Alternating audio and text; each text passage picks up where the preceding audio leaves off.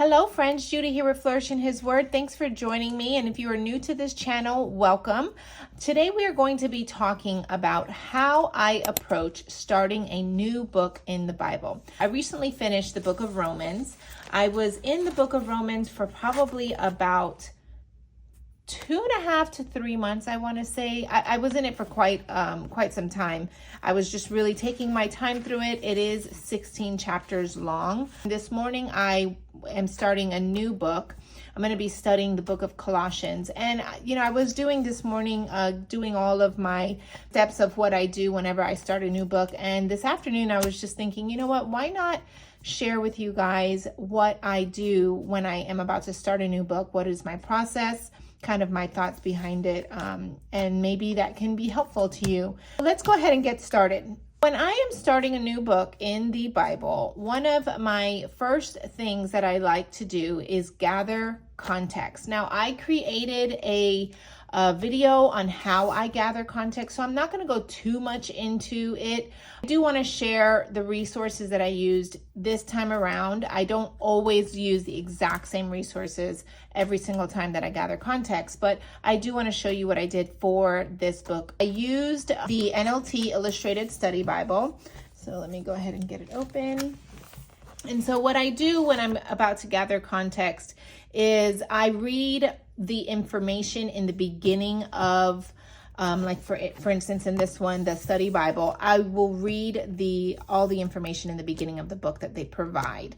And as I go through it, I am thinking about the things that I want to notate, like the author, the timeline, the audience, the purpose, the type of genre it is, major themes, and any extra notes or things that will help me to better understand the overall idea of what the book of Colossians is about. So before I even get started in reading it, before I start digging into the book, I gather all of this information because it's going to set me up when I'm starting the book. I'm going to go into it already with a good foundation, a good understanding of what the book is even about. I really do take my time in this step. I absolutely enjoy and love gathering context. Actually, I'm a little bit of a nerd in that sense.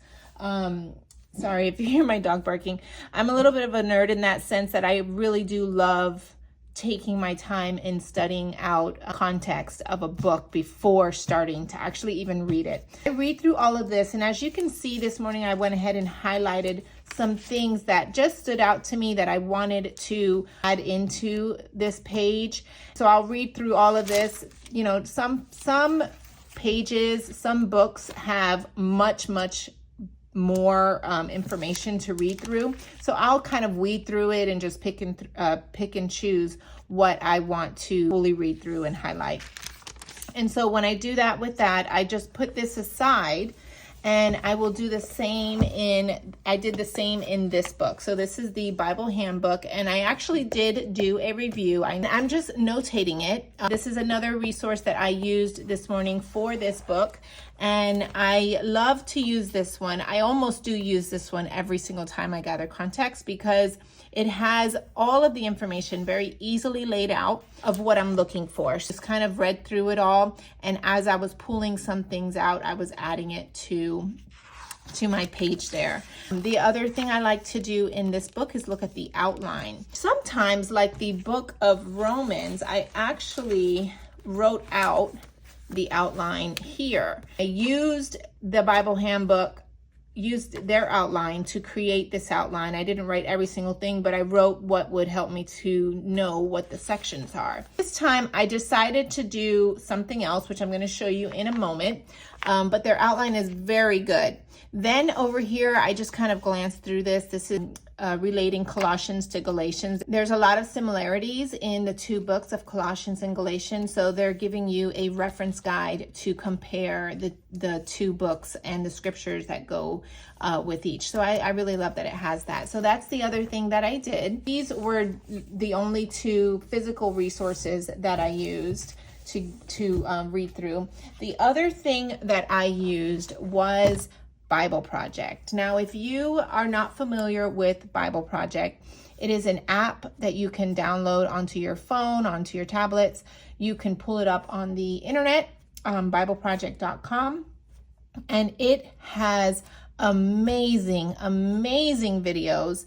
There are classes that you can take, book review overviews, and just so much that you can do in Bible Project. And I love the way that they explain things. Every single time that I start a new book, I watch the Bible Project overview video because it is very easy to understand and they use pictures and stuff. So I'm going to just say watch now just to kind of give you an idea. Paul's letter to the Colossians. It was written during one of Paul the Apostle's many imprisonments for So you can see Jesus it's all animated. And the letter's addressed to a group of people that Paul had never met. Okay, and he's explaining it really well. Okay. As he's explaining it, I listen to him and notate some of the things that I might want to add while he's doing the video. I will even, like this right here, I notated from the video some of these things here that I just heard, and I just wanted to go ahead and put it in, even though I haven't gotten to that part yet. It's something that he referenced in the video, so I went ahead and wrote it in so that when I get to that part, I have that note already there.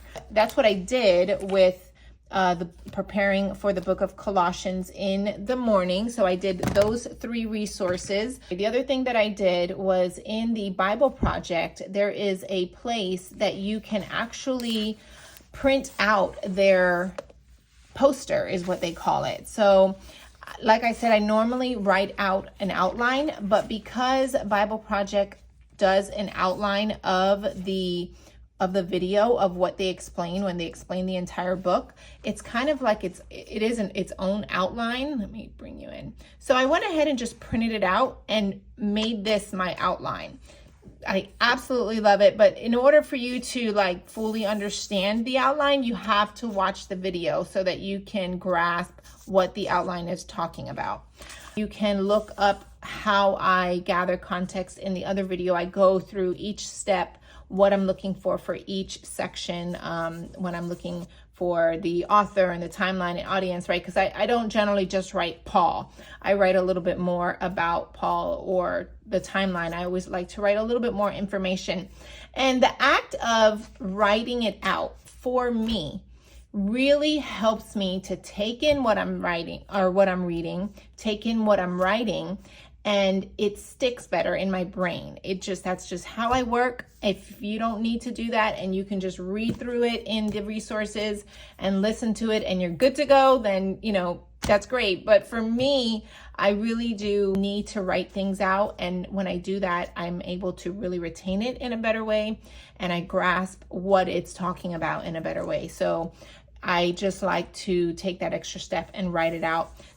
Actually, this I pulled up from Bible Hub. So I was also in Bible Hub and I looked up there, and I did show you guys in the Bible Hub video how to look this up, but they have a summary page of the book. I'm pulling information from just several different places about the book of Colossians as a whole, right? So I'm not yet digging into the verses. I'm just as a whole, what is the book of Colossians about, right? What was going on in this time that the book was written in, the letter was written in, and, what purpose was it meant for? Why did he need to write this letter to them? That's what I'm doing. I'm looking at all kind of resources and just trying to gather all this information. The summary on Bible Hub had key people.